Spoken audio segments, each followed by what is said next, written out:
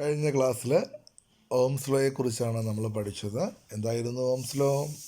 At constant temperature V is proportional to I, അല്ലേ? V is equal to R into I. ആറിനെ വിളിച്ച പേരാണ് resistance. ഇന്ന് നമ്മൾ ഓംസ് ലോ ഡെഡ്യൂസ് ചെയ്യാൻ പോവാണ്, ഡിറൈവ് ചെയ്യാൻ പോവാണ്. വളരെ ഇമ്പോർട്ടൻ്റ് ആയിട്ടുള്ള ഈ ചാപ്റ്റർ ഡെറിവേഷനാണ്. എന്താണ്? Deduction of Ohm's law. അപ്പോൾ ഓംസ് ലോയുടെ ഡെറിവേഷനിലേക്ക് നമുക്ക് കടക്കാം. അപ്പോൾ നമ്മളൊരു ഫിഗറാണ് വരയ്ക്കേണ്ടത്. നമ്മൾ നേരത്തെ വരച്ചുള്ള ഫിഗർ തന്നെ കണ്ടോ. നമ്മുടെ കയ്യിൽ ഒരു കണ്ടക്ടർ ഉണ്ട്. ആ കണ്ടക്ടറിൻ്റെ ക്രോസ് സെക്ഷണൽ ഡയഗ്രാമാണ് വരച്ചിരിക്കുന്നത്. അതിൻ്റെ നീളം L ആണ്. അതിൻ്റെ കനം ഏരിയ എന്ന് പറയുന്നത് A ആണ്. ആ കണ്ടക്ടറിൻ്റെ എൻഡുകൾക്കിടയിലായിട്ട് ഞാനൊരു സെല്ല് കണക്ട് ചെയ്തിട്ടുണ്ട്. അതുണ്ടാക്കുന്ന പൊട്ടൻഷ്യൽ ഡിഫറൻസ് ആണ് V. നമ്മൾ പഠിച്ചു എന്ത് ചെയ്യും? ഈ പറയുന്ന പൊട്ടൻഷ്യൽ ഡിഫറൻസ് കാരണം ആ കണ്ടക്ടറിനെ ക്രോസ് ആയിട്ട് ഒരു ഇലക്ട്രിക് ഫീൽഡ് ഉണ്ടാകും. കണ്ടോ, ഞാൻ അതിനകത്തൊരു ഇലക്ട്രിക് ഫീൽഡ് വരച്ചേക്കുന്നത് കണ്ടോ. പോസിറ്റീവിൽ നിന്ന് നെഗറ്റീവിലേക്ക് ആ ഇലക്ട്രിക് ഫീൽഡ് അവിടെയുള്ള ഓരോ ഇലക്ട്രോണിലും ബലം കൊടുക്കും. F=E × E. ആ ബലം കാരണം ഇലക്ട്രോണുകൾ ആക്സിലറേറ്റ് ചെയ്യും, പരസ്പരം കൂട്ടിയിടിക്കും.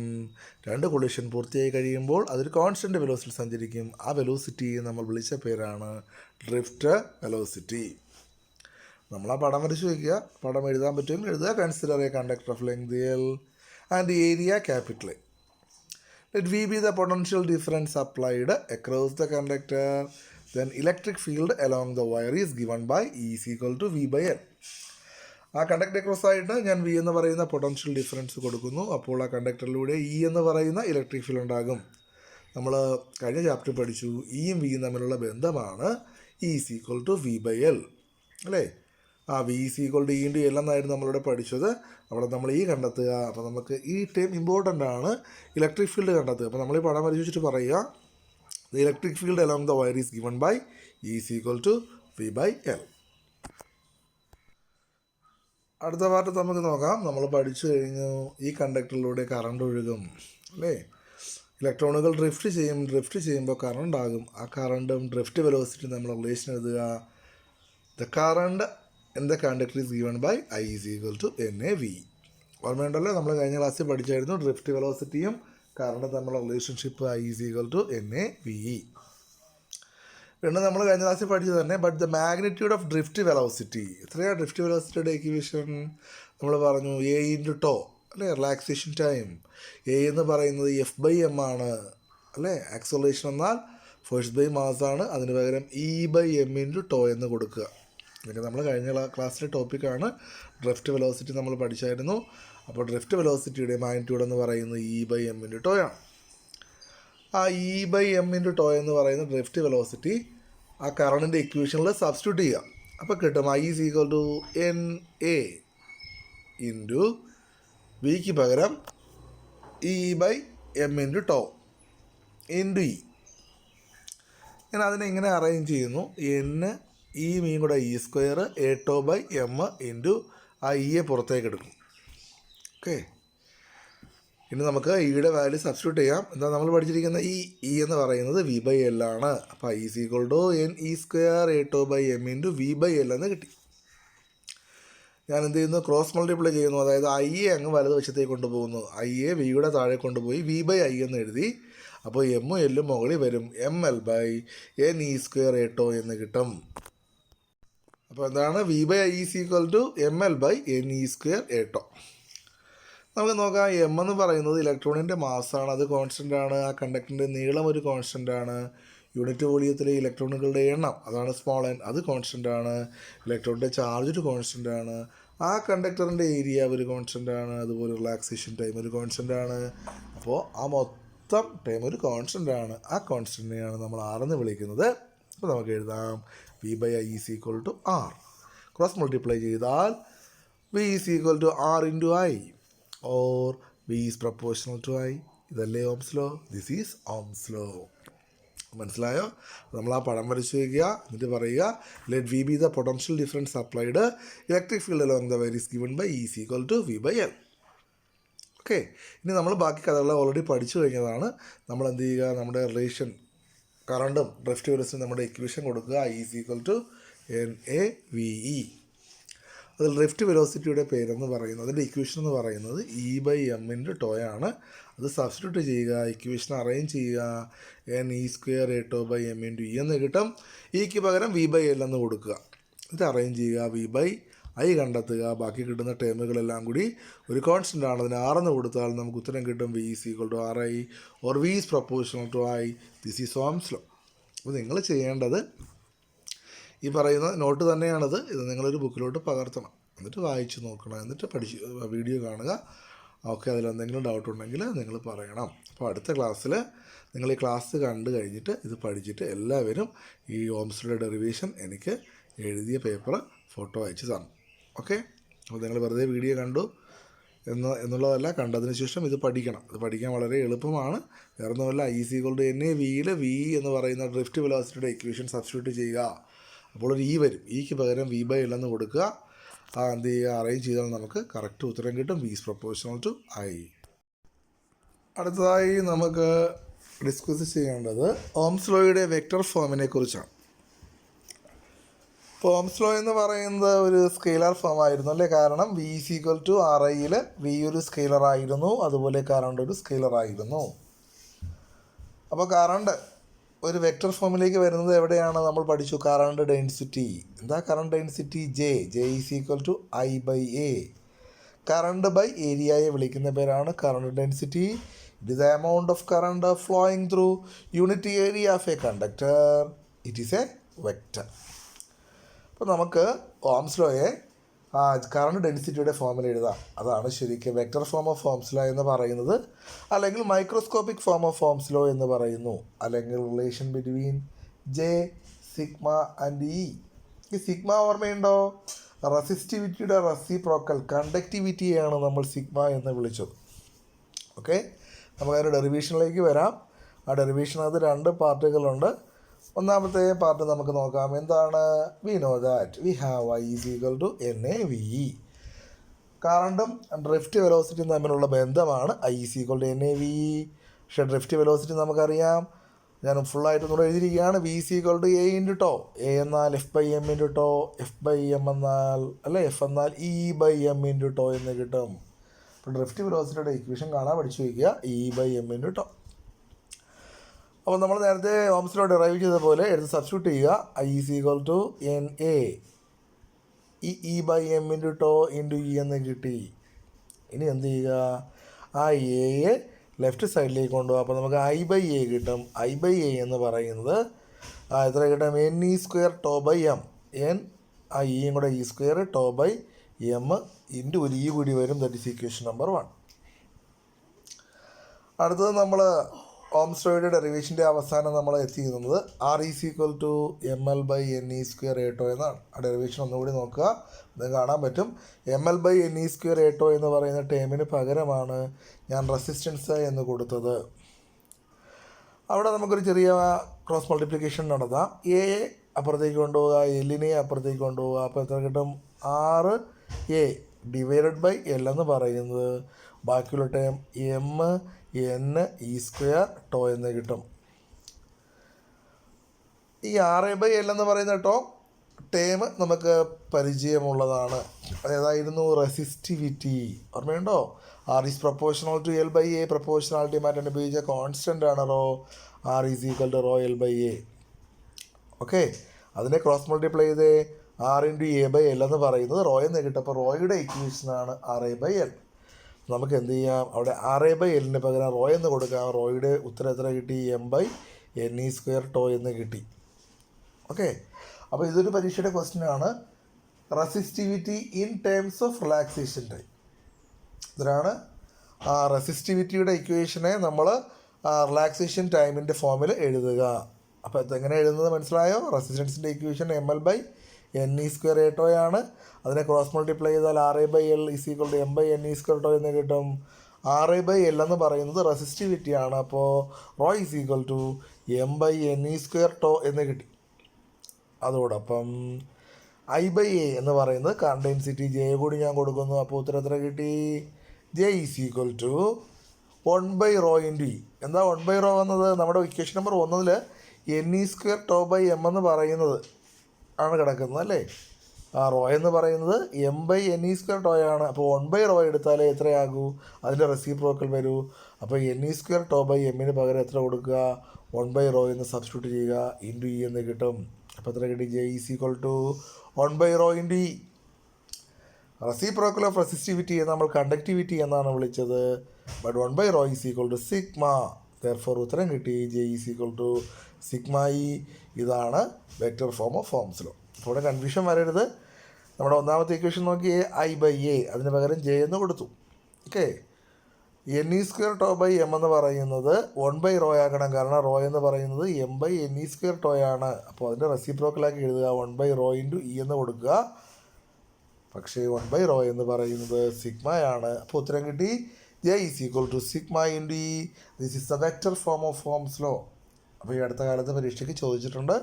അപ്പോൾ ഇതാണ്, ഇപ്പോൾ 2 ക്വസ്റ്റ്യൻ ഉണ്ട് ഇതിനകത്ത്. ഒന്നേതാണ് vector form of Ohm's law, അത് മെയിൻ ഡെറിവേഷൻ.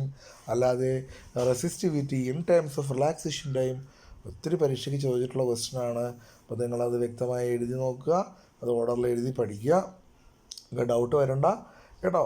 ആ ne² ടോ/m എന്ന് പറയുന്നത് നമ്മൾ ഡെറൈവ് ചെയ്ത് വരുമ്പോൾ റോയുടെ വാല്യൂ m/ne² ടോയാണ്. നമുക്ക് വേണ്ടത് ne² ടോ/m ആണ്. അപ്പോൾ അതിൻ്റെ റെസിപ്രോക്കൽ എടുക്കണം. ഞാൻ അതിനവിടെ അങ്ങനെ സെപ്പറേറ്റഡ് എഴുതി വെച്ചിട്ടില്ല. അപ്പോൾ എന്താണ്, അടുത്ത ഇക്വേഷൻ സബ്സ്റ്റിറ്റ്യൂട്ട് ചെയ്തപ്പോൾ I/Aക്ക് പകരം J എന്ന് കൊടുത്തു. ne² ടോ/mന് പകരം ഞാൻ ഡയറക്റ്റായിട്ട് 1/ρ എന്ന് കൊടുത്തിരിക്കുകയാണ്. കാരണം റോ എന്ന് പറയുന്നത് m/ne² ടോയാണ്. ഇൻറ്റു ഇ എന്ന് കിട്ടി. അപ്പോൾ ഉത്തരം കിട്ടി, J = സിഗ്മ ഇ. അപ്പോൾ നിങ്ങളത് ബുക്കിലേക്ക് പകർത്തുക, എഴുതി നോക്കുക, എഴുതി പഠിക്കുക. ഡൗട്ടുണ്ട് എങ്കിൽ എന്നെ വിളിച്ച് പറയുക. ഓക്കെ, അപ്പോൾ നമുക്ക് അടുത്ത ടോപ്പിക്കിലേക്ക് പോവാം. അപ്പോൾ ഇതാണ് ഓംസ് ലോയുടെ വെക്റ്റർ ഫോം. അപ്പോൾ നമുക്ക് ഓംസ് ലോയുടെ ഏറ്റവും അവസാനത്തെ ടോപ്പിക്കിലേക്ക് പോകാം. What are the limitations of Ohm's law? എന്താണ് ഓംസ് ലോയുടെ ലിമിറ്റേഷൻസ്? ഓക്കെ, ഓംസ് ലോ എന്ന് പറയുന്നത് ഒരു യൂണിവേഴ്സൽ ലോ അല്ല. Ohm's law is not a fundamental law in nature. ഈ പ്രകൃതിയിലെ ഒരു ബേസിക് ലോ അല്ല ഓംസ് ലോ. എന്തുകൊണ്ട്? ഒരു കണ്ടീഷനെ ഒബൈ ചെയ്തുകൊണ്ടാണ് ഓംസ് ലോ എന്ത് ചെയ്യുന്നത്, ഡിഫൈൻ ചെയ്യുന്നത്, അല്ലേ? നമ്മൾ ഓംസ് ലോ ഡിഫൈൻ ചെയ്യുന്നത്. അപ്പോൾ ഒരു കണ്ടീഷനെ ഒബൈ ചെയ്തുകൊണ്ടാണ് ഓംസ് ലോ പ്രവർത്തിക്കുന്നത്. So Ohm's law is not considered to be a fundamental law. It explains a common behaviour of many substance under given condition. കുറേ സബ്സ്റ്റൻസുകളുടെ എന്താണ് കോമൺ ആയിട്ടുള്ള ബിഹേവിയർ, അല്ലേ? എല്ലാ വസ്തുക്കളുടെയും പ്രത്യേകതയാണ് കറണ്ട് കടന്നു പോകുമ്പോൾ എന്ത് ചെയ്യും, വോൾട്ടേജ് കൂടുമ്പോൾ റെസിസ്റ്റൻസ് കൂടും. വോൾട്ടേജ് കൊടുത്താൽ കറണ്ട് ഒഴുകും. അത് കുറേ സബ്സ്റ്റൻസുകളുടെ പ്രത്യേകതയാണ്. അതൊരു കണ്ടീഷണൽ മാത്രമാണ് ഈ പറയുന്ന ബിഹേവിയർ ഒബൈ ചെയ്യുന്നത്. It explains a common behaviour of many substances under a given condition. Therefore some materials not obey Ohm's law. They are called non-ohmic conductors. മനസ്സിലായോ? അപ്പോൾ ഒരുപാട് പരീക്ഷ ചോദിച്ചിട്ടുണ്ട്, Ohm's law is not a fundamental law in nature. Why? ഇതാണ് it explains a common behaviour of many substances under a given condition. എന്താണ് ആ condition? At constant temperature. Therefore some materials do not obey Ohm's law. They are called non-ohmic conductors. ആ non-ohmic കണ്ടക്ടേഴ്സിന് ഉദാഹരണങ്ങൾ ഒരുപാട് പരീക്ഷ ചോദിച്ചിട്ടുണ്ട്. നിങ്ങൾ 10ാം ക്ലാസ്സിൽ പഠിച്ചിട്ടുണ്ട്. PN ജംഗ്ഷൻ ഡയോഡ്, അതുപോലെ തന്നെ ട്രാൻസിസ്റ്ററുകൾ, അതുപോലെ തന്നെ തൈറിസ്റ്റർ എന്ന് പറയുന്നൊരു ഡിവൈസ്. ഇതൊക്കെ നോൺ-ഓമിക് കണ്ടക്ടേഴ്സിന് എക്സാമ്പിളാണ്. ആ നോൺ-ഓമിക് കണ്ടക്ടേഴ്സിൻ്റെ ഇമ്പോർട്ടൻ്റ് ആയിട്ടുള്ള പ്രോപ്പർട്ടീസ് എന്തൊക്കെയാണെന്ന് നമുക്ക് പരിശോധിക്കാം. അപ്പോൾ എന്താണ് ഓംസ് ലോ? PI characteristics. വോൾട്ടേജും കറണ്ടും വെച്ച് ഗ്രാഫ് വരച്ചാൽ ഒരു സ്ട്രെയിറ്റ് ലൈൻ കിട്ടും. കാരണം V is proportional to I. അപ്പോൾ ഓംസ് ലോ ഒബൈ ചെയ്യുന്നില്ല എങ്കിൽ തീർച്ചയായിട്ടും വോൾട്ടേജും കറണ്ടും വെച്ച് വരയ്ക്കുന്ന ഗ്രാഫ് എന്തായിരിക്കില്ല, സ്ട്രെയിറ്റ് ലൈൻ ആയിരിക്കില്ല. അപ്പോൾ എന്താണ് ഒന്നാമത്തെ പ്രത്യേകത? നോൺ-ഓമിക് കണ്ടക്ടറിൻ്റെ പ്രോപ്പർട്ടീസ് ആണ്. The non linear relationship between V and I. ഇതാതിൻ്റെ അർത്ഥം, the relationship between V and I is not linear. വിയും ഐയും തമ്മിലുള്ള റിലേഷൻഷിപ്പ് എന്ന് പറയുന്നത് VI ക്യാരക്ടറിസ്റ്റിക്സ് ആണ്. അത് നോൺ ലീനിയർ ആണ്, ഒരിക്കലും സ്ട്രെയിറ്റ് ലൈൻ ആയിരിക്കില്ല. ആ ഗ്രാഫ് ഒരു കർവ്ഡ് ഗ്രാഫാണ്. അങ്ങനെയാണെങ്കിൽ അത് ഓംസ് ലോ ഒബൈ ചെയ്യാത്ത കണ്ടക്ടറിൻ്റെ ഗ്രാഫാണ്. ഓക്കെ, ഇനി ഓംസ് ലോ പറയുന്നത് V is proportional to I എന്നാണ്. നമ്മളൊരു കോപ്പർ വയർ എടുത്തിട്ട് ഒരു ബാറ്ററി ഒരു ബൾബുമായി കണക്ട് ചെയ്തു, എന്ത് ചെയ്തു, ഒരു ബാറ്ററി കൊടുത്തു. ഓക്കെ, ബാറ്ററിയുടെ പോസിറ്റീവ് ഇടതുവശത്തും നെഗറ്റീവ് വലതുവശത്തുമാണ് തീർച്ചയായിട്ടും ബൾബ് കത്തും. ഞാൻ ആ ബാറ്ററി തിരിച്ചു കൊടുത്തു. ഓക്കെ, ഇപ്പോൾ നെഗറ്റീവ് ഇടതുവശത്തും അല്ലെങ്കിൽ പോസിറ്റീവ് വലതുവശത്തുമാണ്. ബാറ്ററി തിരിച്ചു കൊടുത്താലും ആ ബൾബ് എന്ത് ചെയ്യണം? കത്തണം. കാരണം വോൾട്ടേജ് കൊടുത്താൽ കറണ്ട് ഫ്ലോ ചെയ്യണം. അപ്പോൾ തീർച്ചയായിട്ടും കറണ്ട് ഫ്ലോ ചെയ്യുന്നുണ്ട്. എന്നാൽ ചില സബ്സ്റ്റൻസുകളുടെ പ്രത്യേകത നിങ്ങൾ 10ാം ക്ലാസ്സിൽ പഠിച്ചിട്ടുള്ളതാണ്, ഇല്ലെങ്കിൽ നമ്മൾ +2 വീണ്ടും പഠിക്കും. ഈ PN ജംഗ്ഷൻ ഡയോഡ് കേട്ടിട്ടുണ്ടോ? PN സന്ധി ഡയോഡ്. ഓക്കെ, അതിൻ്റെ പ്രത്യേകത അത് ഫോർവേഡ് ബയാസിങ്ങിൽ കറണ്ട് കടത്തിവിടും. ഈ P എന്ന് പറയുന്ന സ്ഥലത്ത് പോസിറ്റീവും Nൽ നെഗറ്റീവും കൊടുത്താൽ കറണ്ട് ഒഴുകും. എന്നാൽ തിരിച്ചു വെച്ചാൽ ഓക്കെ, Pയിൽ നെഗറ്റീവും Nൽ പോസിറ്റീവും കൊടുത്താൽ കറണ്ട് ഒഴുകില്ല. അപ്പോൾ എന്താണ്? നമ്മൾ കൊടുക്കുന്ന വോൾട്ടേജിൻ്റെ സൈന് ഡിപ്പെൻഡ് ചെയ്യുന്നുണ്ട്. ആരാണ്? കറണ്ടും വോൾട്ടേജും തമ്മിലുള്ള റിലേഷൻഷിപ്പ്.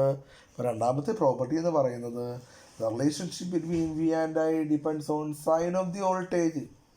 അല്ലേ, നമ്മൾ കൊടുക്കുന്ന സെല്ലിൻ്റെ എന്താണ്? വോൾട്ടേജിൻ്റെ സൈൻ പോസിറ്റീവ് നെഗറ്റീവും മാറിപ്പോയാൽ എന്ത് ചെയ്യത്തില്ല? ബൾബ് കത്തുകയില്ല, കറണ്ട് ഒഴുകുകയില്ല. അപ്പോൾ ചില സബ്സ്റ്റൻസിൽ എന്ത് ചെയ്യുന്നുണ്ട്? നമ്മുടെ എന്താണ്? സെല്ലിൻ്റെ വോൾട്ടേജിൻ്റെ സൈന് ഡിപ്പെൻഡ് ചെയ്യുന്നുണ്ട്, വോൾട്ടേജും കറണ്ടും. രണ്ടാമത്തെ പോയിൻ്റ് എന്താണ്?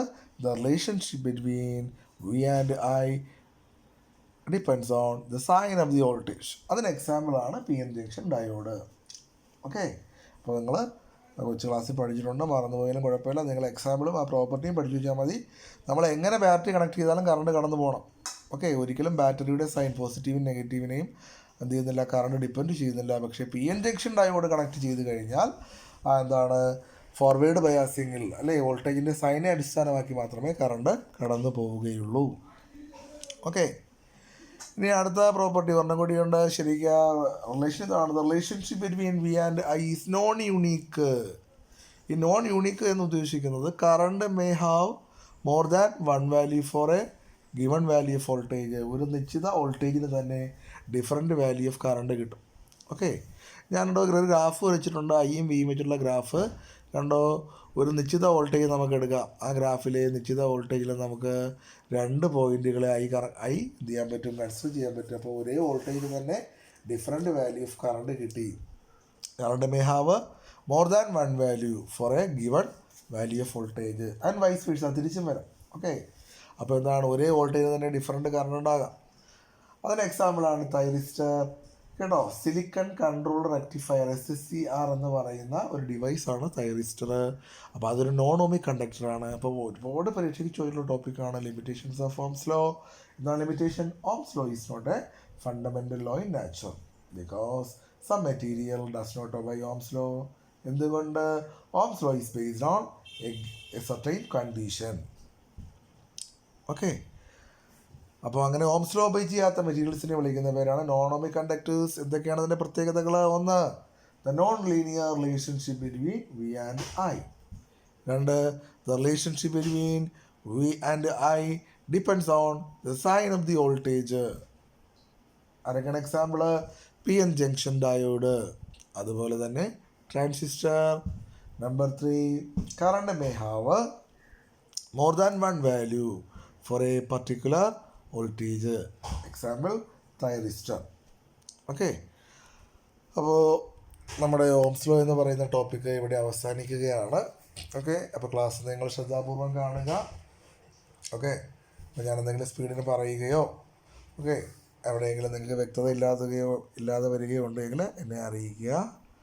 അപ്പോൾ നമ്മൾ ക്ലാസ് സംശയമുള്ള ടോപ്പിക്ക് പറഞ്ഞു തരാം. അപ്പോൾ ഇതിൽ ഞാൻ പറഞ്ഞ കാര്യം ഓർത്തിരിക്കുക. ഓപ്സിറ്റിയുടെ ഡെറിവേഷൻ നിങ്ങളെല്ലാവരും പഠിച്ച് ഒരു പേപ്പറിനകത്ത് ആക്കി എനിക്ക് അയച്ചു തരണം.